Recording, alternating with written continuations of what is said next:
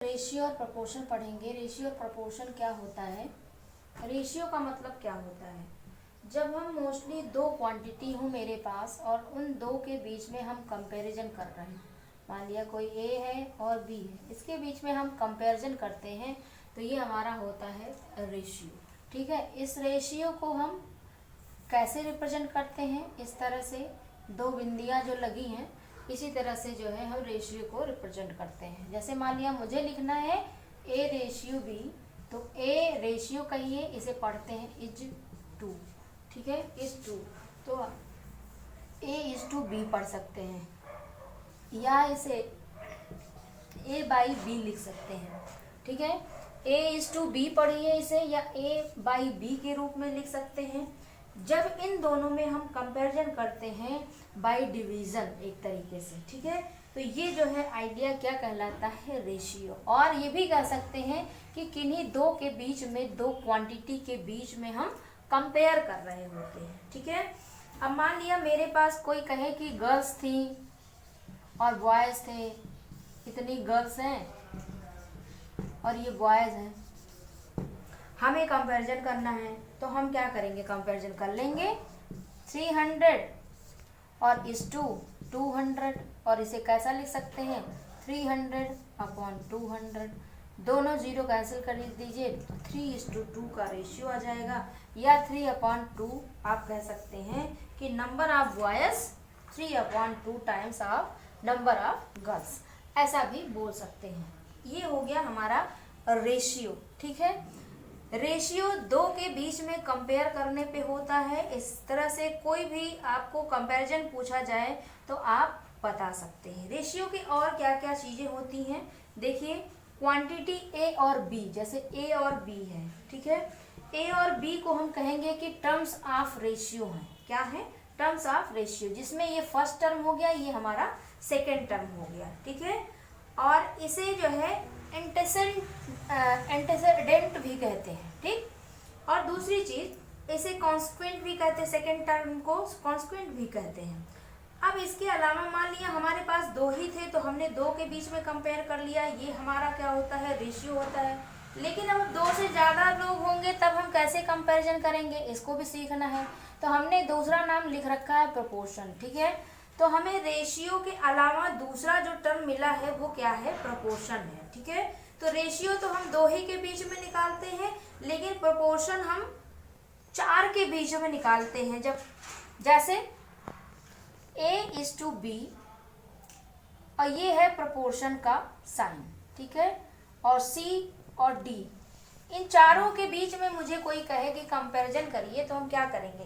पहले इनके बीच में कंपेयर करेंगे, फिर दोनों को मिला करके कंपेयर करेंगे। तो ये जो दोनों हैं ये यहाँ आ गए, इसका ये दो बार हो गए, यानी कि इसे हम क्या लिख सकते हैं? ऐसा, ये जो हमारे दो ए सिंगल वाले मिलते हैं तो क्या बनाते हैं? एक लाइन बना लेते हैं। जब डबल वाले मिलेंगे तो दो लाइन डबल बना लेंगे। ठीक, तो ये क्या हो गया? A/B, और ये क्या बना लिए? = ये क्या बना लिए? C/D।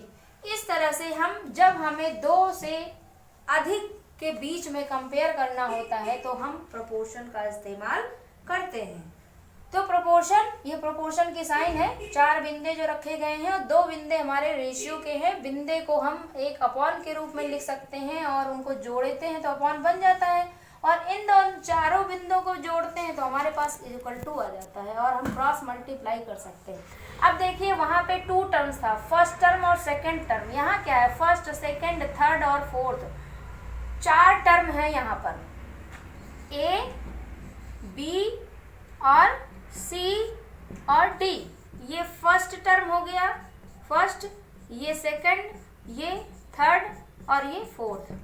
होता क्या है इसमें जो है, जब कंपेयर करना होता है तो क्या करते हैं? कंपेयर करने के लिए हमारे पास इसका फार्मूला होता है। फार्मूला क्या कहता है? जो हमारा फर्स्ट और फोर्थ होता है, सेकंड और थर्ड, ये जो पोजीशन होती है इसको कहते हैं हम मीन पोजीशन। इसको क्या कहते हैं? मीन पोजीशन, और मीन प्रोपोर्शन भी कह सकते हैं। ठीक है, मीन, या ऐसे लिख लीजिए। और जो हमारा फर्स्ट एंड लास्ट होता है, ये फर्स्ट एंड लास्ट, इसको हम क्या कहते हैं, ये फर्स्ट एंड लास्ट को कहते हैं प्रोडक्ट ऑफ एक्सट्रीम, प्रोडक्ट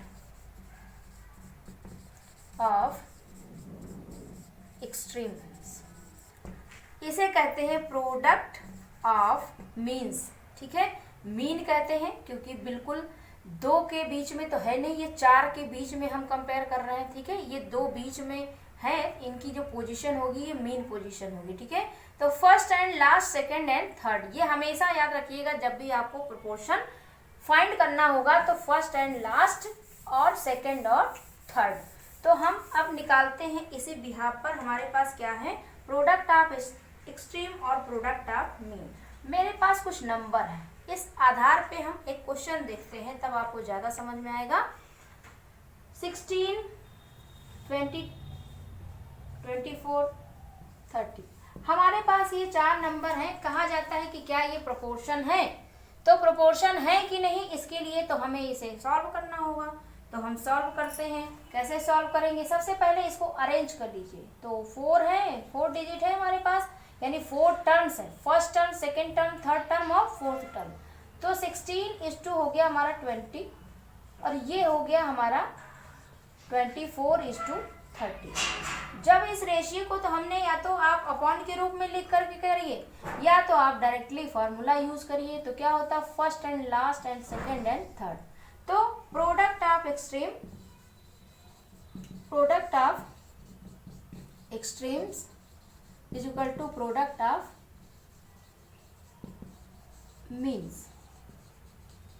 ठीक है, तो प्रोडक्ट ऑफ एक्सट्रीम क्या हो गया, प्रोडक्ट ऑफ मीन्स क्या हो गया, बीच वाला मीन्स हो गया और फर्स्ट एंड लास्ट वाला एक्सट्रीम हो गया। तो 16 × 30 इज इक्वल टू 20 × 24। ये क्या हो गया 0, ये हो गया 48 इज इक्वल टू ये 48 और 0। यानी कि ये हमारा जो नंबर दिया गया है ये क्या है, प्रोपोर्शन है।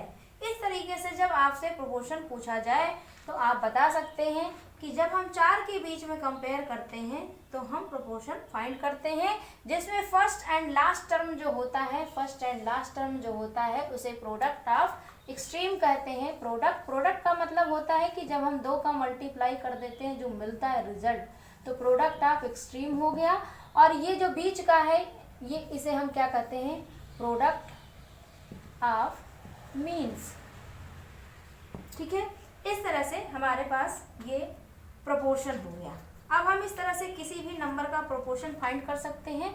इसके अलावा अगर मान लिया मुझे चारों प्रोपोर्शन में से किसी एक प्रोपोर्शन को ना दिया गया हो और हमसे पूछा जाएगा तो हम जरूर निकाल सकते हैं। ठीक है, फार्मूला यही होगा। कभी कभी एक डिफरेंट फॉर्म मिल सकता है कि बीच के दोनों गायब हो सकते हैं। ठीक है, उस टाइम पे क्या होता है, जो हम सेकंड मानेंगे वो थर्ड ही मान लेते हैं। तो बस, और कोई इसमें कोई अलग से कुछ नहीं होता है, बाकी सब में एक जैसे फार्मूले का इस्तेमाल हम करते हैं।